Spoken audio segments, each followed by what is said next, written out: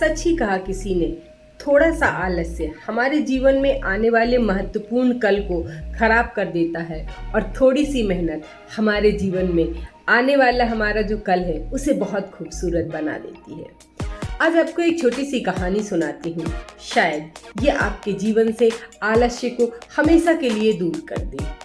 एक व्यक्ति था जो एक व्यापारी था और उसे व्यापार के सिलसिले में अक्सर एक जगह से दूसरे स्थान, दूसरे शहर जाना पड़ता था। वह जिस रास्ते से होकर गुजरता था वो रास्ता जो था एक रेगिस्तान से होकर जाया करता था, जो कि काफ़ी रेगिस्तान था, तो गर्मी भी बहुत थी, पेड़ पौधे नहीं थे, पानी नहीं थे। एक दिन वो यूं ही व्यापार के सिलसिले में चला जा रहा था, तभी उसकी बोतल का जो पानी था वो खत्म हो गया और वो जब वहाँ से गुजर रहा था मन ही मन भगवान से कहने लगा, हे प्रभु, तुमने क्या जगह बनाई, यहाँ ना पानी है ना यहाँ पे पेड़ पौधे हैं, यहाँ तो कुछ भी नहीं है, बेकार की जगह है। काश मेरे पास पानी के साधन होते, मेरे पास कोई ऐसी वस्तु होती जिससे मैं पानी इधर उधर ले जाता या करता, तो मैं इस बेकार सी जगह जो प्रभु आपने बनाई है उसको इतना सुंदर बना देता कि लोग यहाँ पर आने जाने लगते और यहाँ पे सभी को सारी सुख सुविधाएं प्राप्त हो जाती। वो मन ही मन ऐसा कहता, भगवान को कोसता आगे चला जा रहा था।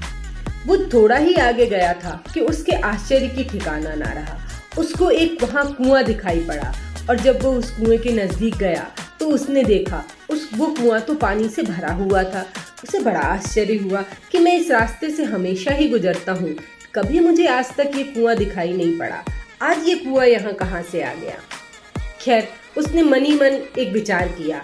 चूंकि वो नेगेटिव अप्रोच वाला आदमी था, इसलिए सिर्फ सोचता था, करने के बारे में कभी नहीं करता था। उसने सोचा, हे प्रभु, आपने ये कुआं तो दे दिया, लेकिन बाल्टी और रस्सी तो है ही नहीं, तो ये कुआं तो बेकार है, ये किस काम के किसी का। यहाँ ना पानी मिलेगा और अगर आदमी को प्यास है तो फिर वो पानी भी नहीं निकाल सकता, क्या करे। तभी जैसे ही उसने देखा कि बाजू में एक बाल्टी और रस्सी रखी हुई थी, अब उसे लगा, ओह, ये तो बाल्टी और रस्सी भी हो गई, अब तो पानी निकालना बड़ा आसान हो गया। फिर उसके मन में विचार आया, लेकिन ये बाल्टी और पानी से जगह जगह पानी ले जाना कितना कठिन काम है, मैं कैसे कर सकता हूँ। वो ऐसा सोच ही रहा था कि उसे अपने पैरों के पास पीछे थोड़ी सी आहट सी सुनाई दी। जब उसने पीछे पलट के देखा तो उसे एक ऊंट दिखाई दिया।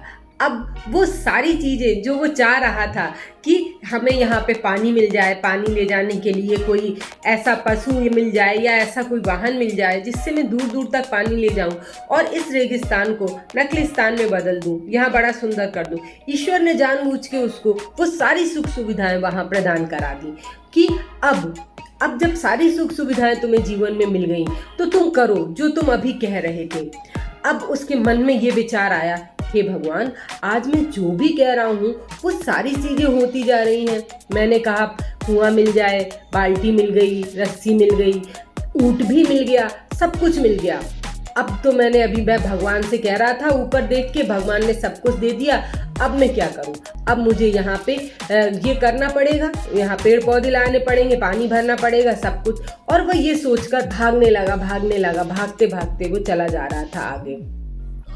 जैसे ही वो रेगिस्तान पार करना चाह रहा था, दौड़ के भाग के एक कागज का टुकड़ा आया और उसके शरीर पर चिपक गया, जिसमें लिखा हुआ था, भाग, कहाँ तक भाग सकता है। जीवन में हम भागते ही रहे तो फिर आलस्य में हमें कुछ भी प्राप्त नहीं होगा।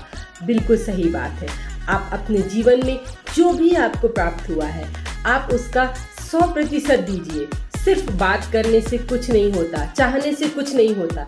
जब तक हम जीवन में कुछ करते नहीं हैं, जब तक हम अपने आसपास की स्थितियों को, परिस्थितियों को, अपने जीवन में आई हुई परेशानियों को कभी भी दूर नहीं कर सकते। सिर्फ शिकायत कर लेने से, बात कर लेने से या बहस कर लेने से वो सारी चीज़ें दूर नहीं होती। परिस्थितियाँ बदलती हैं, चारों तरफ अच्छा वातावरण बनता है आपके कुछ करने से। इसलिए उठो और करो, बस आप देखेंगे आपके जीवन में बदलाव की दौर तुरंत ही शुरू हो जाएगा।